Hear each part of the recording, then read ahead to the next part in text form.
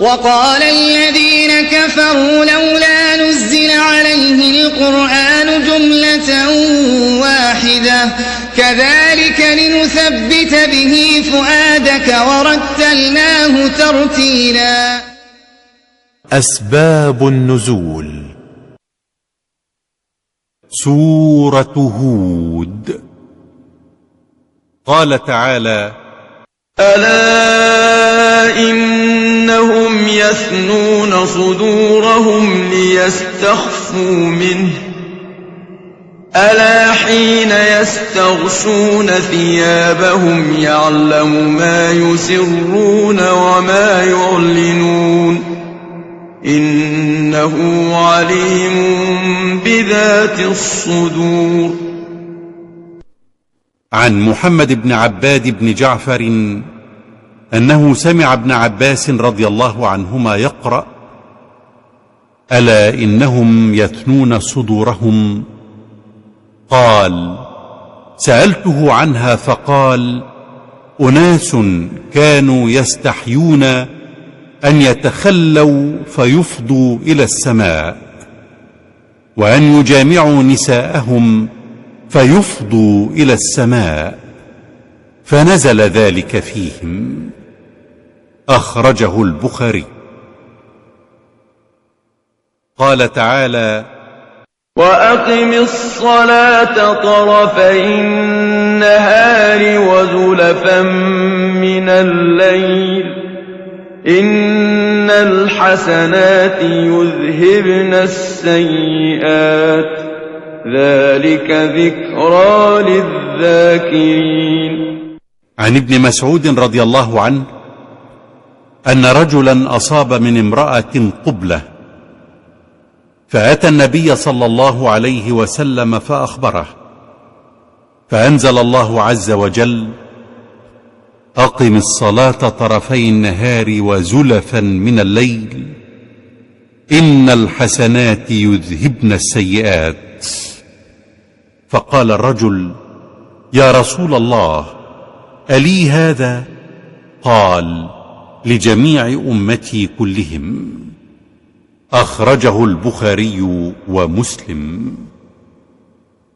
عن أبي اليسر رضي الله عنه قال: أتتني امرأة تبتاع تمرا، فقلت: إن في البيت تمرا أطيب منه، فدخلت معي في البيت، فأهويت إليها فتقبلتها، فأتيت أبا بكر فذكرت ذلك له، قال: استر على نفسك وتب ولا تخبر أحدا، فلم أصبر، فأتيت عمر فذكرت ذلك له، فقال: استر على نفسك وتب ولا تخبر أحدا، فلم أصبر، فأتيت رسول الله صلى الله عليه وسلم فذكرت ذلك له، فقال: أخلفت غازيا في سبيل الله في أهله بمثل هذا؟ حتى تمنى أنه لم يكن أسلم إلا تلك الساعة، حتى ظن أنه من أهل النار. قال: وأطرق رسول الله صلى الله عليه وسلم طويلا حتى أوحى الله إليه: وأقم الصلاة طرفي النهار وزلفا من الليل، إلى قوله: ذكرى للذاكرين. قال أبو اليسر: فأتيته فقرأها علي رسول الله صلى الله عليه وسلم، فقال أصحابه: يا رسول الله، ألهذا خاصة أم للناس عامة؟ قال: بل للناس عامة. أخرجه الترمذي. سورة يوسف. قال تعالى: ألف لام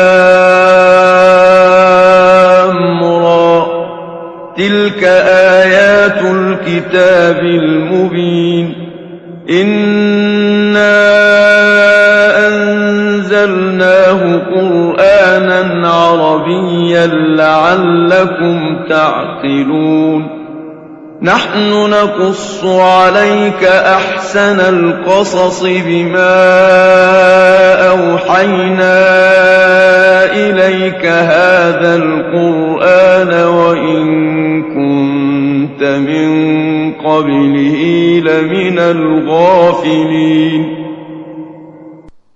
عن سعد بن أبي وقاص رضي الله عنه في قوله تعالى: نحن نقص عليك أحسن القصص، الآية، قال: أنزل الله القرآن على رسول الله صلى الله عليه وسلم فتلاه عليهم زمانا، فقالوا: يا رسول الله، لو قصصت علينا، فأنزل الله: ألف لام را، تلك آيات الكتاب المبين، إلى قوله: نحن نقص عليك أحسن القصص، الآية. فتلاها رسول الله صلى الله عليه وسلم زمانا، فقالوا: يا رسول الله، لو حدثتنا، فأنزل الله تعالى: الله نزل أحسن الحديث كتابا متشابها، الآية. أخرجه ابن رهاوي والحاكم. سورة الرعد. قال تعالى: ويسبح الرعد بحمده والملائكة من خيفته ويرسل الصواعق فيصيب بها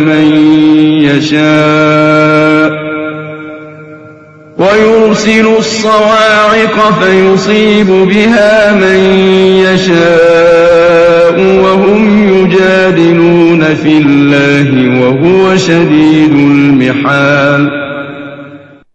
عن أنس رضي الله عنه قال: بعث رسول الله صلى الله عليه وسلم رجلا من أصحابه إلى رجل من عظماء الجاهلية يدعوه إلى الله تعالى، فقال: أيش ربك الذي تدعوني إليه؟ من حديد هو؟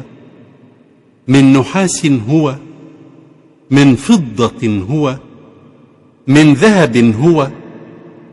فأتى النبي صلى الله عليه وسلم فأخبره، فأعاده النبي صلى الله عليه وسلم الثانية، فقال مثل ذلك، فأرسله إليه الثالثة فقال مثل ذلك، فأتى النبي صلى الله عليه وسلم فأخبره، فأرسل الله تبارك وتعالى عليه صاعقة فأحرقت.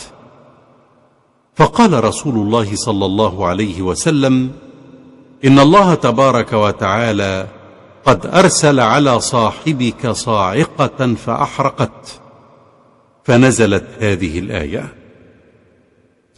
ويرسل الصواعق فيصيب بها من يشاء وهم يجادلون في الله وهو شديد المحال. أخرجه البزار. وقال الذين كفروا لولا نزل